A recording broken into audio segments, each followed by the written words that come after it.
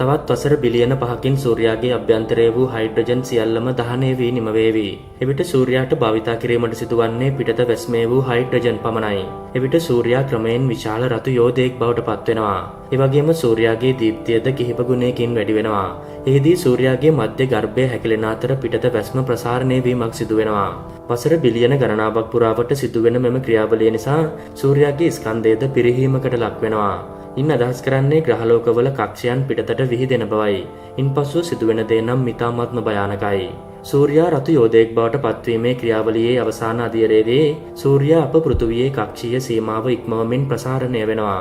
සූර්යා ප්‍රසාරණය වීමට පටන් ගන්නවත් සමගම චන්ද්‍රයාගේ කක්ෂයේ විස්කම්භය සෙමෙන් වැඩි වෙන්නට පටන් ගන්නවා.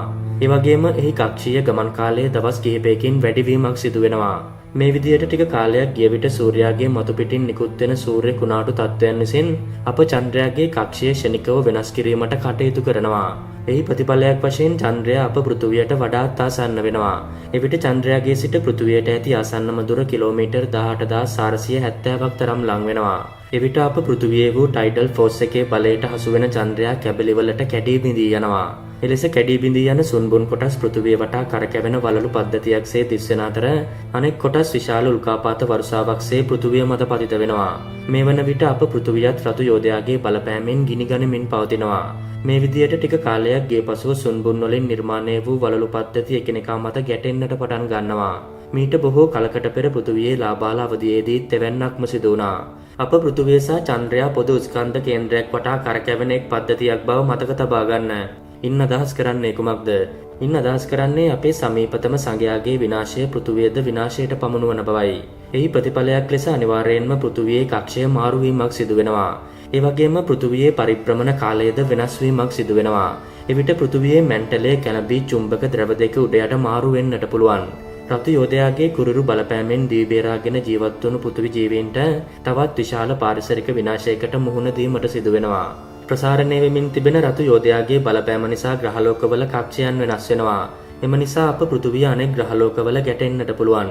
සුපිරි පරිගණකවලින් සිදු කරනු ලැබූ ගණනය කිරීම්වලදී පවා අනාගතයේදී අප පෘථිවිය සෞරග්‍රහ මණ්ඩලයේ වූ වෙනත් ග්‍රහලෝක සමග ගැටෙන්නට ඉඩ තිබෙන බව පෙනී ගොස් තිබෙනවා. එම ගණනය කිරීම සිදු කිරීමට සුපිරි පරිගණකයට මාස කිහිපයක් ගත වී තිබෙනවා.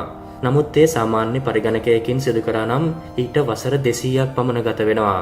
සුපිරි පරිගණකයක් යනු කුමක්ද?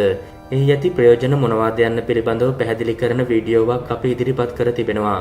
එම වීඩියෝව නැරඹීමෙන් වැඩි විස්තර ඔබට දැනගන්නට පුළුවන්.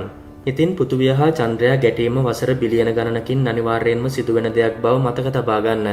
ඔබ තවමත් අපිව සබ්ස්ක්‍රයිබ් කර නොමැති නම් මේ දැන්ම සබ්ස්ක්‍රයිබ් කරන්න.